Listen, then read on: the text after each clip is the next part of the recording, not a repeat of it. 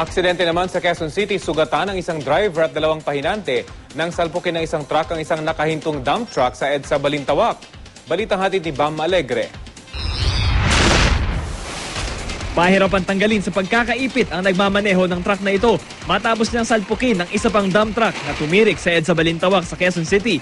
Nangyari ang aksidente bago mag-alas 5 ng umaga at inabot ng 2 oras ang maselang pagsaklolo ng MMDA Road Emergency Group sa nakabanggang driver na si Brian Rojas. Naunang nasiraan ang dump truck at naghihintay na lang na hilahin ng wrecker ng masalpok. Bago ang aksidente, abala ang mga pahinante ng wrecker sa paglalagay ng panghila sa ilalim ng dump truck na mag-uugnay sa dalawang sasakyan. Sugatan ng dalawang pahinante sa nangyaring salpukan. Bigla lang bumangga sa amin. Akala ko patay ng kasama ko doon sa ilalim. Bali yata yung balakang, sir. Pumailalim siya?